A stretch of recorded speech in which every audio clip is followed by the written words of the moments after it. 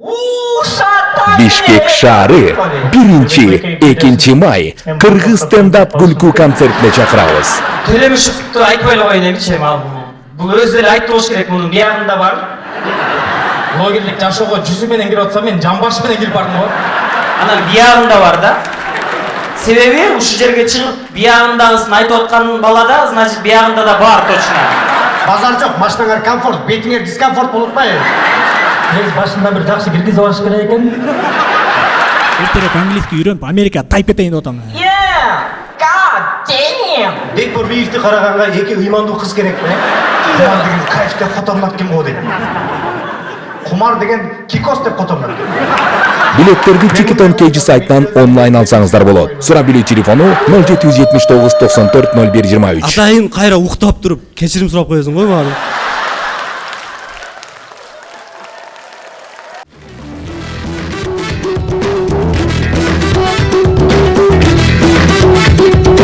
Ассаламалейкум!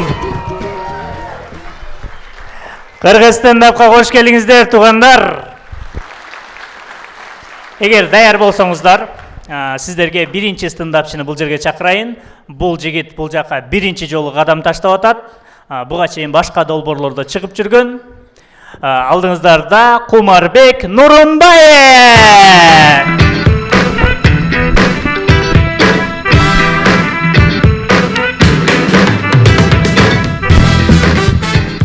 Бисмилlah, оғыдай шарманда қылбаған.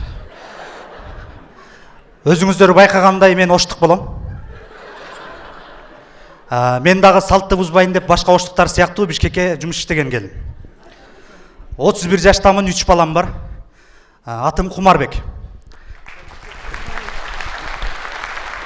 Рахмат.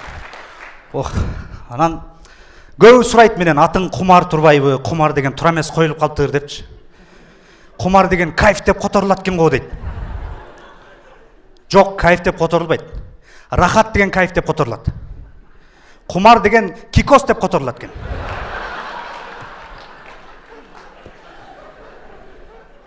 Ал мен атаман сұрадым, неге мен атымын Құмар қойып қойғансыңар?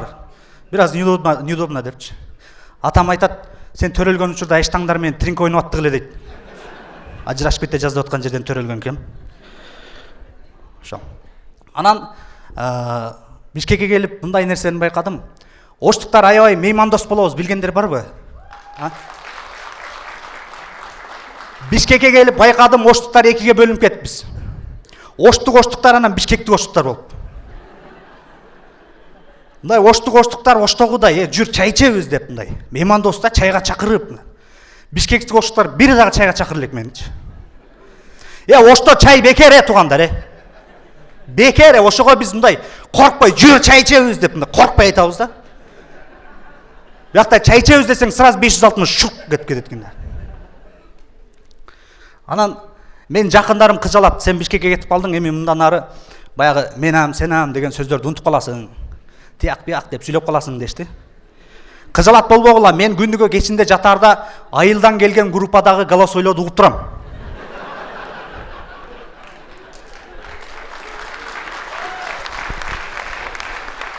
Анан байқадыңар мына строительный компаниялар ечеле кечирим сурабайт, Наглый го.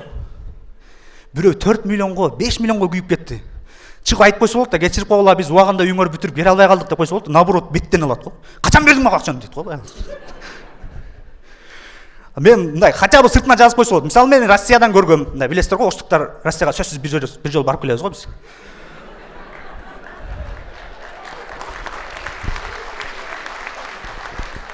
Россиядан көргөм, стройка болуп аткан жерден сыртына уважаемые горожаны, извините за времени неудобства деп жазып койгон да. Деп понятно деп кетишет түшүнүп. Бизде андай жазуу жок го, наоборот. Сатуу бөлүмү деп жазып койгон. Только өзүнкүн пихать этишипти. Рахмат ака.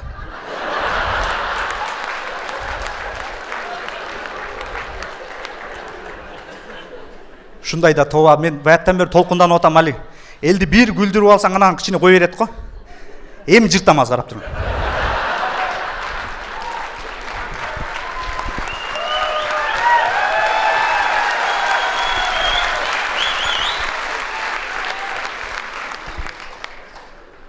Ана кыргыз эли мындай жай ырларга аябай суусаган экенбиз, байкадыңарбы? Ана искусственный интеллект ырдап аткан ырларды бүт баарыбыз угуп жаткалык го, жыргап. Жай, шашпай ырдайт. Мындай эч жака шашылыш жок жүрөсүң. Мурун биз ырчылар тажаткан экен да. Адам болуп жаралып деп чочтупчу. Бир кайып кылып музыка коюн деп кирсең эле. Менин ойлорумда сенин атың чөгүп калды. Анан мындай аталар жөнүндө жалаң эле грустный ырлар чыгат экен, Атага кат. Таң астында кала берди тепселип деген ырларчы. Ырчыларга бир ушул сунуштайт элем, бир позитивный ата жөнүндө бир позитивный ыр жазып бергилечи, тойдо ата деп билет жаңылчы. Рахмат. Аз болсо көптөй көрүңүздөр, биринчисинде ушундай болот, буюрса дагы концерттерден жолугабыз. Чоң рахмат.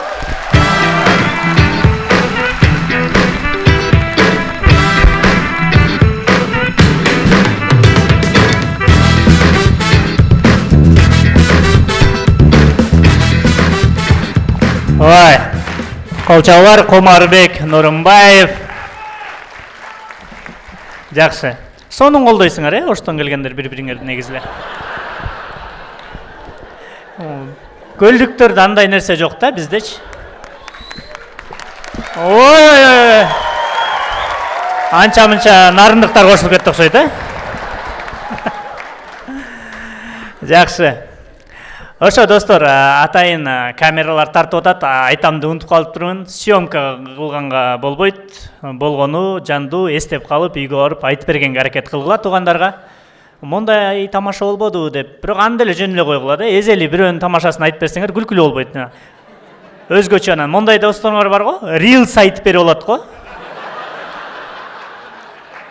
Аягында тажап кетейми, өзүң эле көрчү деп коет го. Reels демекчи, азыр Reels'терден бага ачылып аткан бир жигит бар. Түнкү ойлор деген бир нерсени таап алыптыр. Бул жигит мурун оозун эле кармай алчу эмес эле, эми эки жагы тең эле ушундай. Колчалар менен тосолуңуздар, Улукбек Төлөмүшев.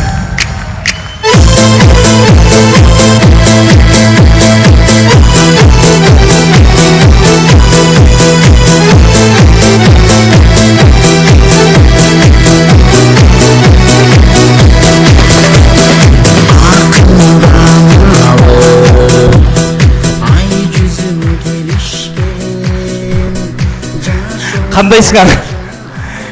Түнкү ойлордон кийин стендапка плевать. Честно.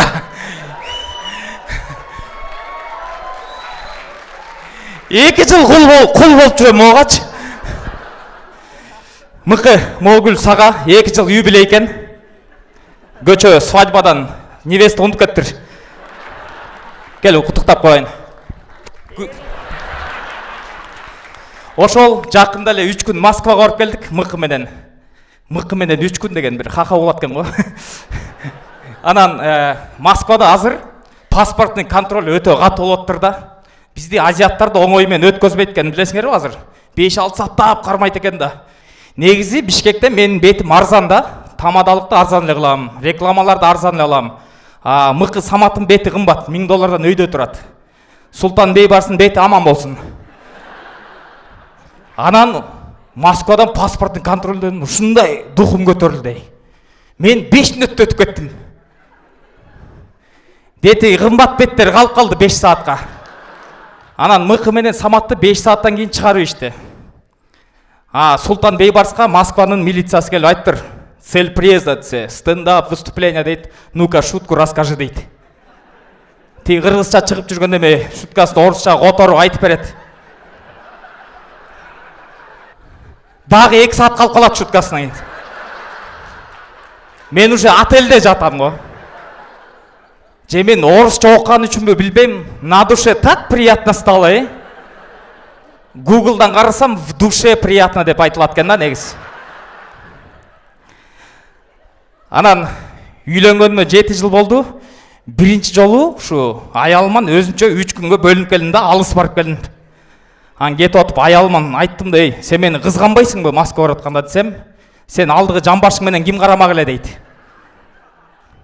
Ан бірле сұрай берді, барғанда киммен жатасың дейді. Мықымен жатам дедім. Аялым айтады, мықы опасный эле абайлачы дейді. Анан негизи эле 7 жылдан бери аялым экөөбүз жашап атып уже гонит этип баштадык. Нервтерибиз чарчай баштады. Азыр аялым экөөбүз уктап баратканда буттарыбыз силкенип атат. Болот го ушундай. Уктап баратасың.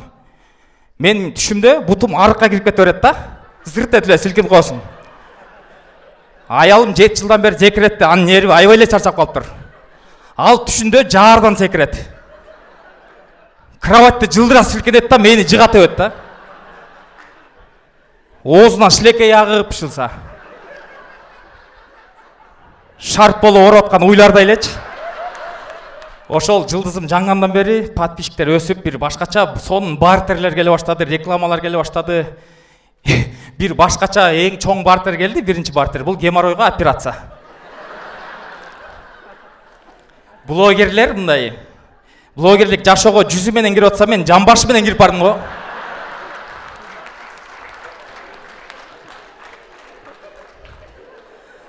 Осмотрга бардым врачка. Рас аял киши экен, жакты мага, колдор ичке экен. Приятно дегендей. Дароо эле операция кылалы деди. Хорошо деп гинекологический кушеткага жатып бердим, 2 уттасы болуп. Местный наркоз менен кылышты. Сүйлөшүп эле жаттым, жалаң кыздар деп койгула. Жадагы 5 врачка, анан 5 кыздарга ошо интервью берип отурдум да. Үй бүлөм жөнүндө айтып бердим, тиги кылып атат операция. Ошентип операция ийгиликтүү аяктады, бирок андан кийин ийгиликсиз күндөр түндөр башталды. Үйгө чыгып келдим. Анан ата-энем тил өткөзөлү деди. Койгула дедим, уят дедим, туугандарга кантип айтасың эми балам. Тиги түлө берип аттык эле, кел батаңарды берип койгула.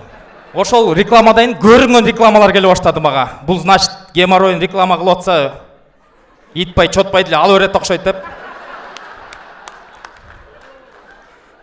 Депутаттардын штабтары кайрыла баштады го.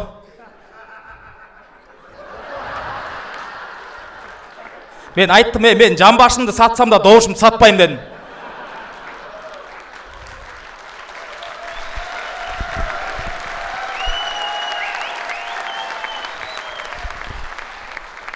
Меники бүттү, рахмат.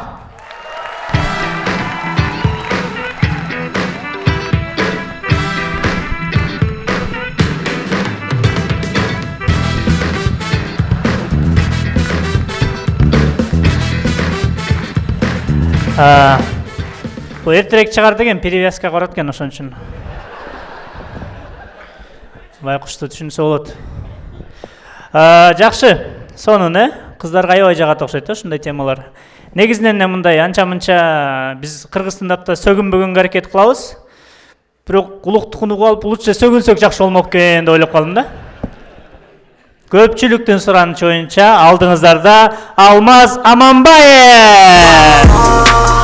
Жашагын сен алай, өзүң менен бир көт көргөн ар бир күнүм сабай. Билесиңби ар дайым мен өнүгүшүң калай. Ассаламу алейкум, кандайсыздар? Мыкыны мен аябай жакшы көрөм, мыкы мага аябай күйөт, урматтуу туугандар. Мен мыкыны көргөндөчү ата-энемди эстей берем. Европада жүргөндө Алмаз бул жак сага Бишкек эмес, паспорттарың алып ал депчи. Менин мыкы менен Атамбаевдин башы окшош го мындай. Кудай колдосун дегендейчи. Паспорт тамактандың ба Алмаз деп. Мыкы мага аябай мээрим төгөт туугандар. Мыкы мага ушу ак сүтүн эле берелек да калган. Калган баарын берип бүттү, мыкыга аябай ыраазымын. Бүгүн сүйүшкөндөр келгенби? Мына жакта бир кыз зордойлап кыйын окшойт. Дейт го. Негизи сүйүү убакыт өткөн сайын, кылым карыткан сайын күчөп барат, урматтуу туугандар. Мына 16-17 кылымда биздин ата-бабаларыбыз Үйгө кирип аксакал, болду. Надырбекке турмушка чыгасың, оозуңду жап деген болду, все. Сөз болгон эмес. Мага мына 80-90 жылдагы махабат жагат го. Мыналар 2 метр нары туруп алып сүйлөшкөн го. Булар даже өбүшкөн эмес болуш керек дажечи мыналарчы. Экөө мындай турган. Алтынай жарыгым. Эртең ата-энем барат жуучулукка. Кыйгач карап кыт мүргүлүп макыл деп кой.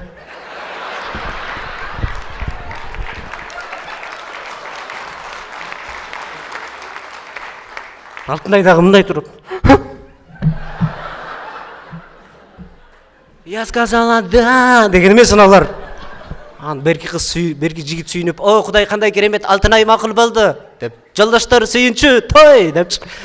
Ошентип үйлөнүп, жашоолору берекелүү болуп, 39 балалуу болуп жашап жүрөт го биздин аталарыбыз.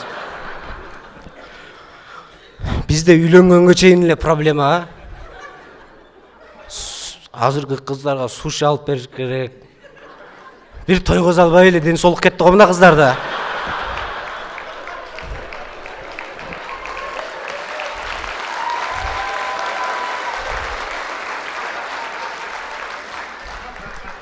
Бүт банкрот болгондор кол чабып атат да. Акыркы күндөрү мен ушу мага томпок кыздар жагып атат. Сонун тополоң салбайт арык кыздарга окшоп. Жанда жүрсөң курсагың ток жүрөт.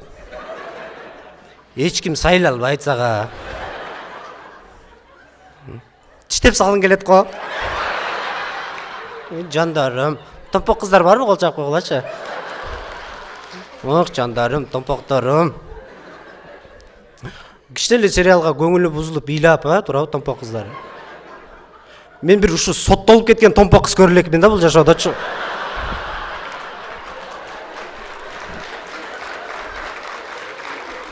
Балдарыңа сүттү нормалый берет.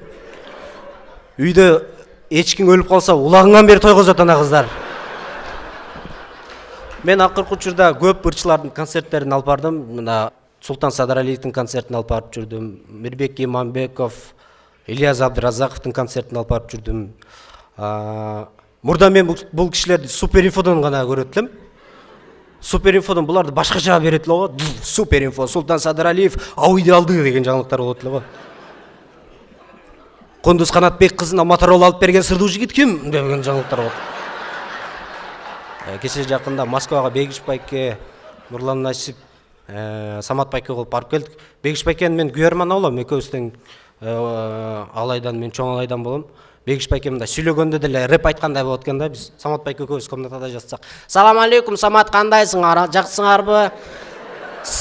Самат, жай намазыңды берип турчу, мен намаз окуп салайын.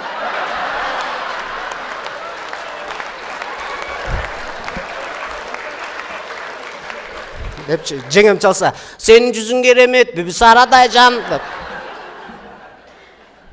Амаз эгерде тамак келип калган болсо, эшигиме келип кой, эшигим тээп кой,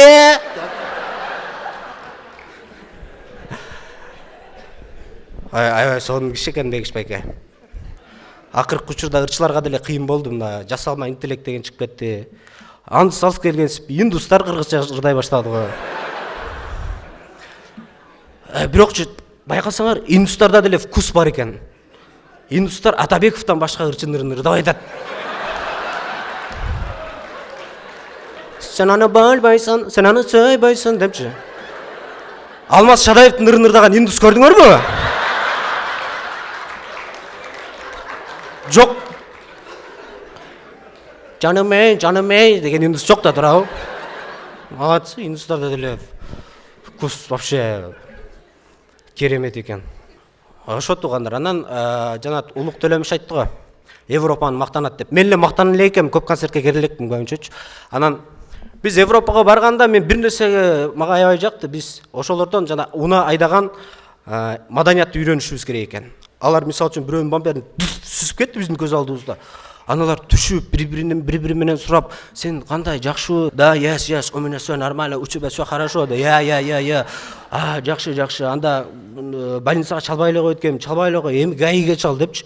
Мындай сонун экен. Бизде сүзүп кетсе түшүп эле, далбой. Бири-бирин уруп, оозун жарып аналар. нарактан бир беха минген бирөө келип ажыратып аналар да. Мага остановкада реклама илгендер жакты. Сону мисалы үчүн Эминемдин концерти боло турган болсо, Эминемдин концерти ордунда, Риянанын концерти боло турган болсо, ордунда. Бизде остановкаларда бири-бирин чаптап, ана электрик дагы чаптайт, жүн сатканы дагы чаптайт. Бекборбиевдин дагы чаптайт. Барып окусаң башкача эле сөздөр пайда болуп калган. Срочно продается Нурлан Насип деп турган болот. Алмаз Шадаев жүндөрү сатылат деп койгон. Айгерим Расул кызынын 2 балкону сатылат деп турган болот. Бекборбиевди караганга 2 ыймандуу кыз керек да.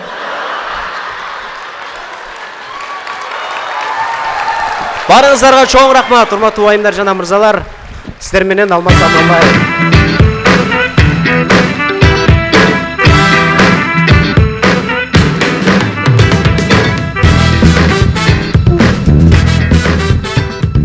Чоң рахмат. Алмаз Аманбаевке кол чабуулар болсун.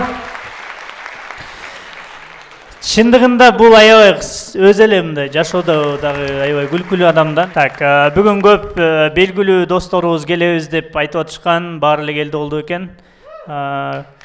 Белгилүүлөрдөн Гүлнур Сатылганова эжекебиз барбы? Ой, эжеке, кош келдиңиз. Сүйүндүрөт. Сиз дагы зумер болгуңуз келип аткан окшойт, Мирбек Атабеков байкебиз келдиби? Мирбек байке кээде ушинтип М-банкка окшоп көнтөт калышы мүмкүн. Так. Кээде экөө эле туура келишти да, азыр М-банк менен Мирбек Атабеков мындай сонун керектүү учурда жок болуп калышат го. Жакшы көрөбүз, Мирбек байкеге салам айтып койгула, мүмкүн бошобой калды. Тамаша. Мирбек байкенин инилери, таластыктар барбы залда? Жакшы, анда эмесе таластык жигитти тосуп алыңыздар, Султан Бейбарс. Токоюм бойлоп баратсам,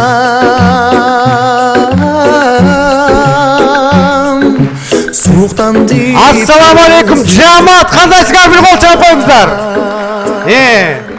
Таластар бар, бир кол чаап койгула чыгынады. Все, бол, жетет.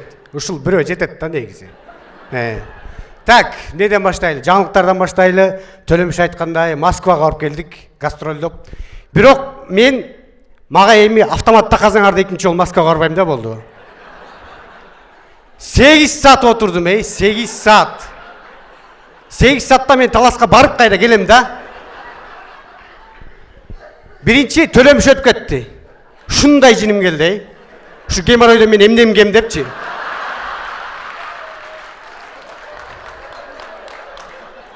Мен нервмин. Кайра бир чет ойлонуп ком. Төлөмүштүчү. Бая Кудай башка жагын алган менен башка жагынан берип атат окшойт депчи. Бирок төлөмүштү биринчи чыгарып жүргөн аябай жакшы болуптур. Буну 8 саат жана геморрой менен аэропортто кармаганда бар го. Аэропорт бышып кетмек да. Биздин телефон үстү эмес, башка жагы үстү текшермек да. Анан 8 саат отуруп чыктым. Бирок 8 сааттын ичинде мен жаңы дос таптым. Жахангир Икром деген. Өзбектерди, тажиктерди 2 саат отурганда шерин ойноп кетмекмин билбейм.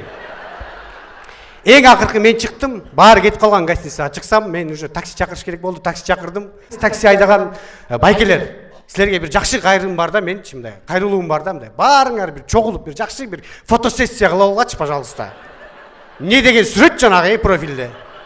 8 саат отуруп чыктым, биякта жанагы профилди көргөндөчү, базар жок, машинаңар комфорт, бетиңер дискомфорт болуп атпайбы? Анан мен 15 жылдан бери Жыл массивде жашайм. Şu Жыл массивтин мен бир нерсесин байкадым. Байкасаң любой Жыл массивде кайсыл жерге асфальт салынса, ошол жер центр болуп калат го. Жанына шаурма, анан Алтынай деген чачтар башталат го болду. Мен азыр 30 жаштамын. 30 жаш уже мага скучный боло баштады да. Мен бир жакка аябай баргым келет, барсам кайра эле кетким келет да менчи. Мен уктаардын алдында YouTube'дан Как умер Сталин деген видеону көрүп уктап атам да. Байда уктайын десем бир нерсе кыйчылдайт эле. Бар эшикти карасам, эшик нормально экен, көрсө тизем кыйчылдап атыптыр да. Мен тойда иштейм. Мен ушундай опытный болуп калдым. Мен бардыгын билем да. Мен тойго келип эле, тойдогу конфеттерди карап эле той кандай болот экенин билип койдум. Эгер тойдо рошн, кымбат мындай конфеттер турса, Мирбек Атабеков алып келет да. А эгер сосательный эле болсо, Курал Чокоев келет да. Ана мен көзүм кичинекей деп атпаймынбы? Көзүм кичинекей, бирок таң кала берем да. Мен байда бир рекламага аябай таң калдым. Мынтип жазып коюптур. Эгер телефонуңар бузулса дейт, ушул номерге чалгыла дейт да. Мен кантип чалам телефонум бузулуп атса? Мага маршрутту түспөйт лучше. Ана мен могу нерсеге да таң калам. Неге аялдар картайган сайын колунда алтындар көбөйө баштайт? 80-60га чыкканча колунда 16 кило алтын болуп калат го. Неге аялдар алтынга жакын экен, мен эми түшүндүм. Оказывается, апаларыбыз алтын экен да. Тамашта бар. Ана мондай да аялдар бар го, мындай күйөөзүнө караганда ошо колунда алтындарга ишенгенчи. Не десең, вложение в себя дейт го. Анан мондай ырчылар, блогерлерге да таң калам мондай. Үйлөнгөндөн кийин биринчи сторис чыгарат го, чыгарып туруп аялдын бетине цветок коюп койгончу. Мыкы деле ошентти го. Не кереги бар дейм да. Мен мындай кылайын деп атам, мен үйлөнсөм, мен өзүм бетиме цветок коюп коеюн деп атам. Буга чейин мени көрдүңөр эми, аялын көргүлө туурабы? Анан баяда ушинтип жолдо кетип баратсам, бир дос кызым чалып калды. Султан, срочно келбесең болбой калды, мен депрессия болуп атам, келчи дейт. Депрессия болсоң кантип барбайын? Бардым. Өзүм бойдок болсом. Барсам бите, Султан, мен эрге тийиш керек болуп атат да. Не кылабыз? Бирок мен страшныймын да дейт. Бирок чын эле страшный да. Анан жүр депрессияны снимать этип бир кино көрүп келеличи дейт. Мен ойлодум да, мындай мелодрама көрөбүз десем, ужас кино көрөбүз дейт. Айттым, сен өзүң страшный болсоң. Көргөн киноң ужас болсо, келечек барбы өзү? Анан ужас кино көрүп атып, мен бир нерсеге аябай таң калдым да. Неге могу ужас кинодо зомбилер баарын өлтүрүп келип туруп операторго тийбейт? Ошон үчүн баарыңыздарга чоң рахмат. Сулуулук дүйнөнү сактайт, таласым алтын бешигим.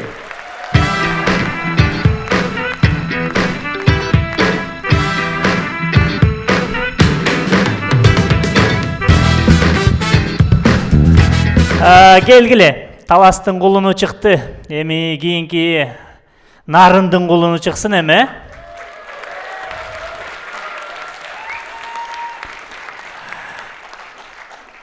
Катуу кол чаап тосуңуздар. Ат башылык Бактияр Тынаев.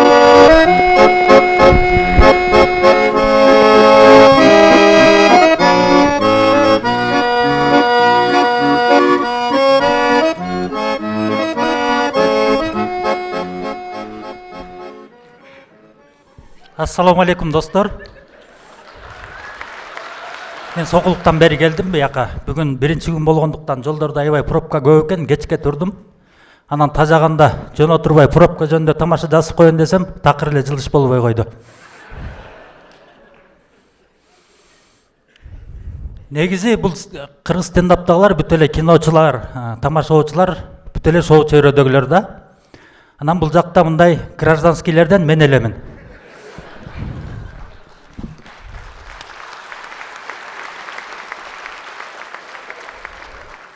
Стендаптагы 2,5 жыл мен үчүн кандай болду? Башында аябай кызык болот экен. Андан кийин кызык деле болбойт экен, бирок көнүп алат экенсиң да. Эми бирок тамаша деген ушундай нерсе экен, ар кандай убакта, ар кандай состоянияда жазылат экен да.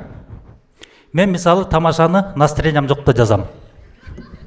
Мен 2 күн мурун тамаша жазышыма эмне себеп болду? Бир китепканада чогуу иштеген бир кыз бар эле, машина алган, правасы бар, айдаганды билбейт. Аны экөөбүз кечинде эл жатканда тоолорго барып, машина айдап вождение кылып атканбыз да. Анан бир күн бошобой калсам, башка бирөө менен вождениега чыгып кетиптир.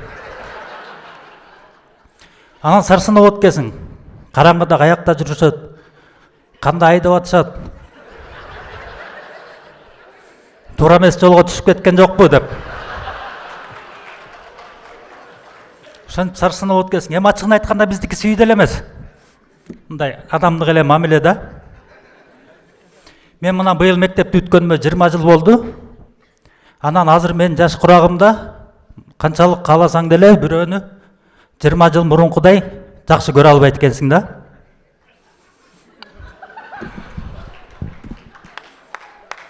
Ошондуктан мен издеп жүрүп 20 жыл мурун жакшы көргөн адамымды таап алдым.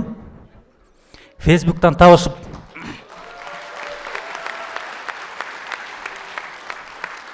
дегенде Facebook'tan табышып жазыша баштаганбыз. Facebook'tan Instagram'га секирдик. Instagram'дан WhatsApp'ка секирдик. 1 жыл болду, WhatsApp'тан ары секире албай койдук. Уже мен монда экинчи этаждан секирип кетейин деген эле состоянияга жетип калдым. Анан бирөөнү жакшы көрүп калсаң мындай SMS жазгандын дагы мындай абайлап жазат экенсиң. Мен негизи голосовой эле кетирип койчумун да. Анан жазыша баштадым, көрсө мен мындай туура жазганды билбейт экен. Каяктан точка коюш керек, каяктан запятой коюш керек, түшүнүгүм жок экен да. Анан силерге да керек болуп калышы мүмкүн. Менден бир лайфхак. Эгер силер да кыздар менен жазышып келип бир жерге жетип точка коёмбу же запятой коёмбу деп сомнение болуп калсаңар, ошол жерден токтотуп кетире бергиле.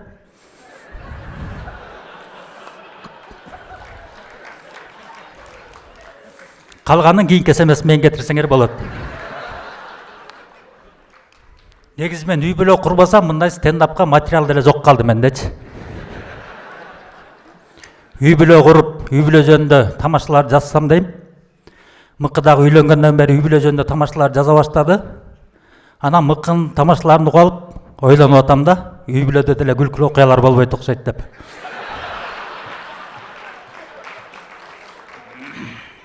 Анан Улук Төлөмүшевдин жана түнкү ойлору жаман популярный болуп кетти. Менде эле түнкү ойлорум бар. Бирок түнкү ойлорумду айткандан уяла берем да.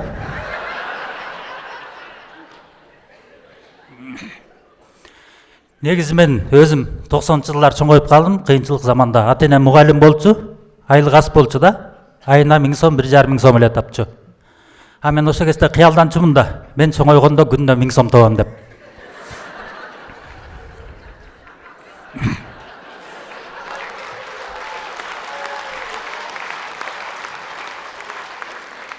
Кыялым орундалды, азыр айына 30 000 сом таап атам. Жакшы кирип атат окшойт, Негизи башында бир жакшы киргизип алыш керек экен.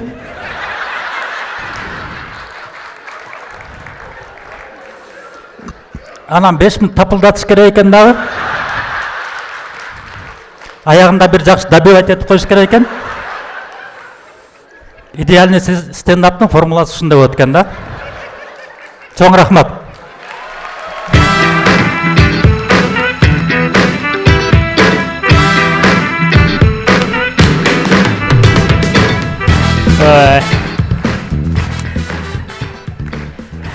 Шүмшүгеле болосуңар, Калп эле билмексем болуп күлүп атасыңар.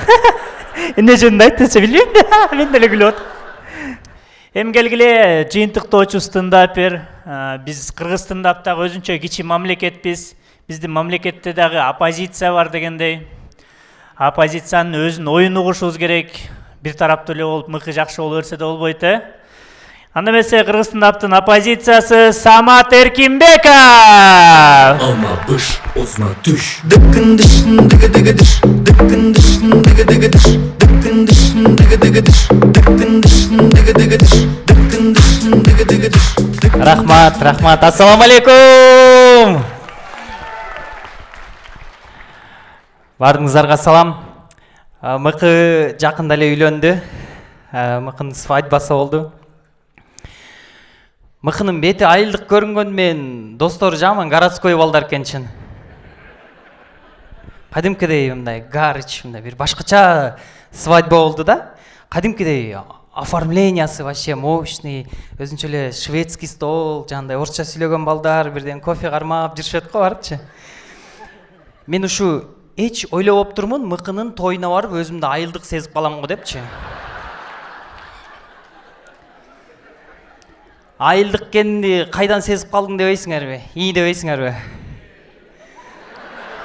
Деген шведский стол бар го? Ошол жака барып стулчук коюп отуруп алып турмун го. качан отурушат деп карап коем, баары эле басып жүрүшөт. Чопа колуман тартат го, тур деп анан сыр бербей туруп кетти. Миша өкүл атасы орус, өкүл апасы да орус болду.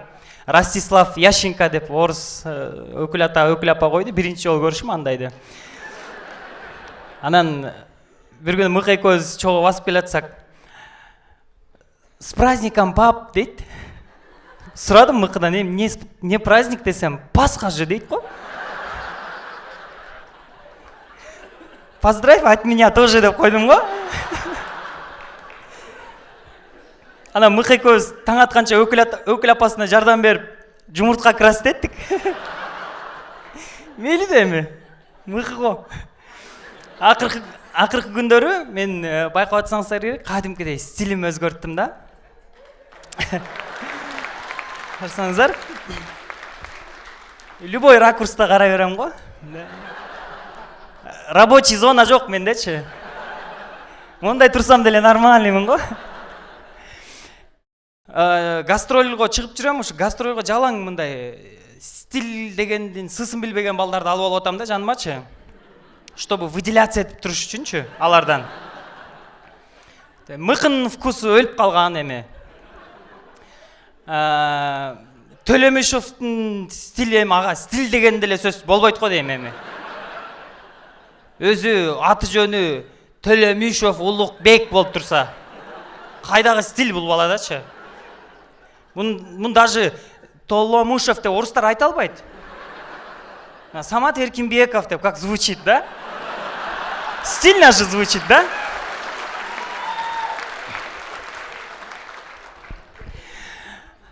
Султан Бейбарс деп айтпай эле коеюн эми, аны вообще жөн эле ал өзү Бейбарс бир барстын бир жүн пүн бирдеке чаптап койсоң деле кийип кете берет да алчы. Баягы самолетто кайсы кийими менен жүрсө аз деле ошо менен выступать этип атат да.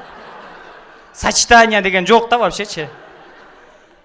Кызыл менен вообще сап-сары кийип алат го. Стиль же, нужна же, знаете.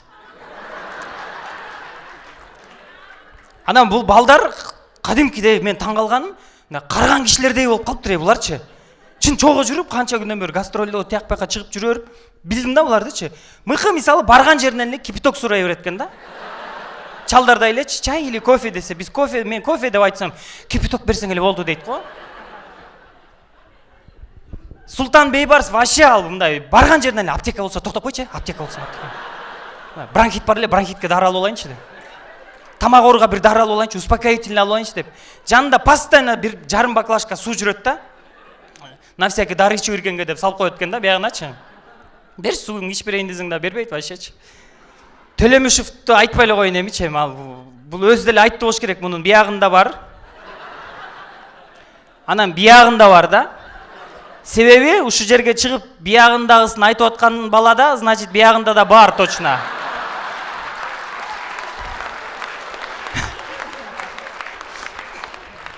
Болбосо арасынан эң улуусу менмин да. И мындай более-менее нормальныйрагы дегендейчи. Россияга барып келдик деп айтып атышпайбы? Россияга бардык концертке, анан границада кадимкидей көпкө кармалдык да, өткөзбөй. Башка эл болсо эч ким тааныбайт сени, Кыргызстандагыдай, о, артист, актер деп өткөрүйбөйт. Аякта даже могол өтпөйт экен вообще. Эч ким ойттум го. Көрбөй калдык го деп минтип коем. Чо деп сурап коем пограничникти. Деп кошуп алгам экөөнчү. Десем, ожидайте дейт. Барсам Мыкы менен Султан отуруптур уже. Менен давно эле барып отуруп калыштыр баягы комнатадачы. Анан мен арданганым баягы Төлөмүшев өтүп кетти да, Төлөмүшевдү өткөзүбүштү чындап элечи. Биз үчөөбүз калып калдык да. Мен бул жерден баягы популярность тыйпы эчтекени айтпайм да. Арданганым болгону, бир жаман болгонум, ушу геморрой өтүп кетти, мен калып калдымбы дедим го. Айтым келди тигилергечи, он же депчи.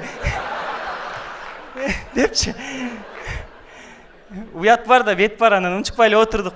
В общем, 4 сааттан кийин Мык экөөбүздү кое берди. Экөөбүз чыктык, границадан чыгып өттүк, нормально. Султанды кармап калды, Султанды 8 саатка кармады да, кадимкидей. Күттүк, кечке күтөбүз, жок, переживать этебиз, эмне болот. Бир кезден Султан чыгып келатсачы, кадимкидей түрмөдөн чыгып келаткандай тосуп алдык го. Сүйүнүп, тиги да кадимкидей момундай отуруп чыккан кишилерде жаргон менен сүйлөп алыптыр тиги дагы чыккан.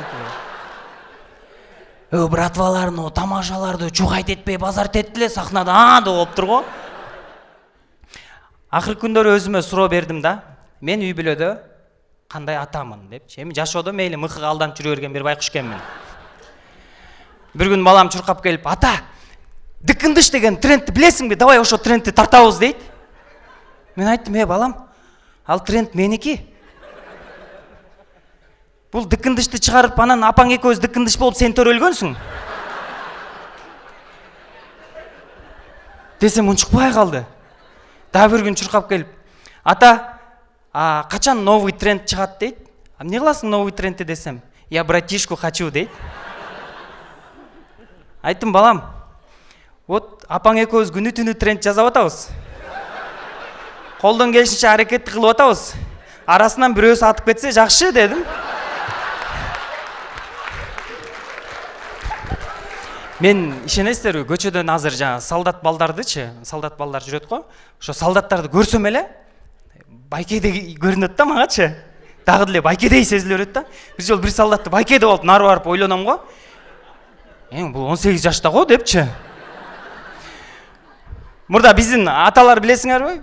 Биз любой аталарыбыз энең бир 80дей 98 чечен, бир кыргыз, анан бир казак эле болгон дейт го.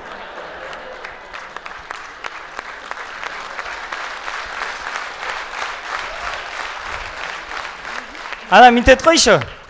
Ошо 98 чечен вообще менин жаныма жолой алган жок дейт го. Байкуш казак эле токмок жеп жүрдү депчи. Казак досун анча мез кылып коет го. Как будто ошо Советтер Союзу биздин аталарыбызды чогултуп, бир кыргыз, бир казак, 98 чечен депчи. Бир кыргыз, бир казак, 98 чечен деп бөлүштүрүп койгондойчу. Тиги казактын атасы эмне деп айтып берип атат болду экен казактарга өздөрүнөчү. Мен баргам 98 чечен, анан бир кыргыз досум бар болчу байкуш деп, алар деле ошентип айтып береби деп атам да. Мен ойлоп койдум азыр ошо биздин аталарыбыз ушу байкуш жөн эле урдуруп кое беришчи окшойт депчи. Эми барып сурасаң деле кайдан сурамаксың? Челябинскке барып кайсы чеченди тапмак элең. Атаң жолун айтып бере ала турчучу. Мен өзүм армияга барган жокмун, бирок военный билетим бар. Военный билеттин ичинде альтернативная служба деп жазылып турат да. Альтернативная служба өткөндөр барбы жигиттер араңарда? Бул мындай да, 1,5 жыл мурун, 1,5 жыл бою каждый вторник чыгасың дагы жандай муниципальный жумуштарды кыласың, актайсың, шыпырасың, тазалайсың. Мен ошентип өткөм да. Анан мен 1,5 жыл бою служба автомат эмес эле, мен ушу тазалыкка стажировка өткөндөй болгом да. Эми Кудай сактасын, вдруг согуш болуп кетсе, мен окоптун ичине гүл отургузганга даярмын да. Ошон үчүн жигиттер, жаш жаңы өсүп келаткан 18ге чыгып келаткан жигиттер армияга коркпой бара бергиле. Мурда армия башкача болсо, азыр таптакыр башкача. Өзүбүздүн ата мекенибизге ушинтип коркпой эле кызмат өтө берсеңер болот. Самат Эркинбеков, чоң рахмат.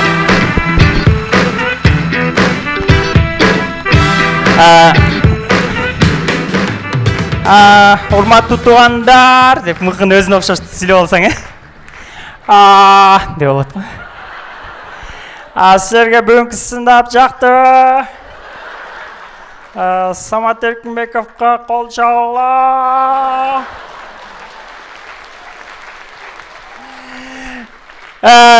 Бүгін қырғыз стендапта 2 жыл, 2 жаш деген тортты мықыға үйлетіп қойылшы келіңіздер.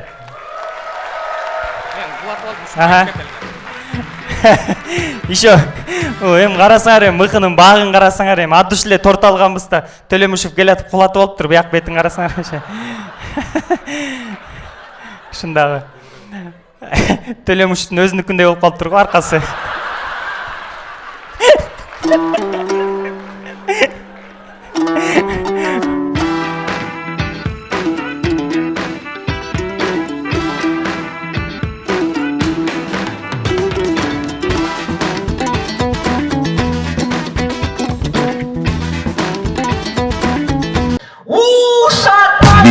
шаары 1-2 май Кыргыз стендап күлкү концертине чакырабыз.